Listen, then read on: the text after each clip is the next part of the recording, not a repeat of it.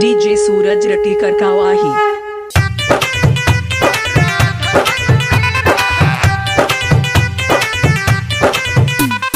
DJ Ranjan, DJ Ranjan. अभी आप सुन रहे हैं धर्मेंद्र निर्मलिया को। डीजे सूरज कन्हैया जी के दूगो दीवानी, राधा संग मीरा रानी।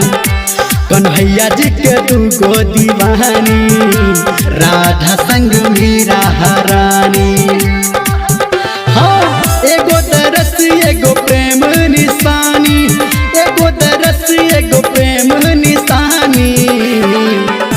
कन्हैया जी के दूगो दीवानी, राधा संग मीरा रानी। कन्हैया जी के दूगो दीवानी, राधा संग मीरा रानी। इलाका किसी का भी हो धमाका डीजे सूरज का ही होगा।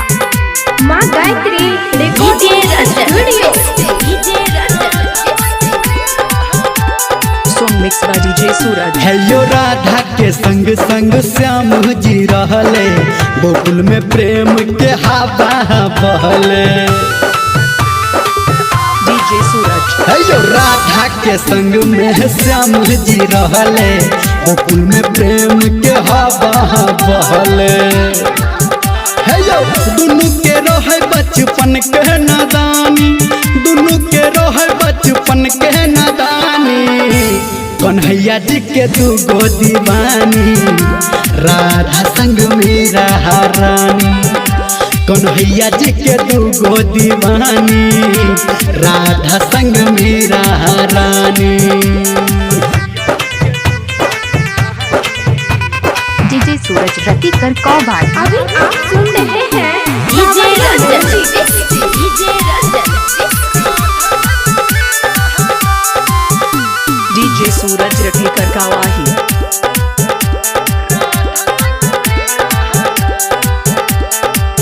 हेलो मीरा लागल भक्ति भजन में, दर्शन श्याम के कके मन मन में। हाँ, मीरा लागल भक्ति भजन में, दर्शन श्याम के कके मन मन में। हेलो कान्हा में तन मन बसल कहानी, कान्हा में तन मन बसल कहानी।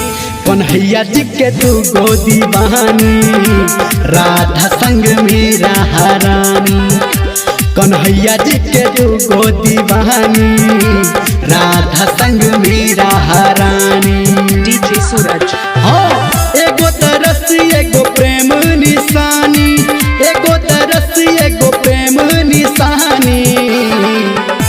कन्हैया जी के दूगो दीवानी, राधा संग मीरा रानी।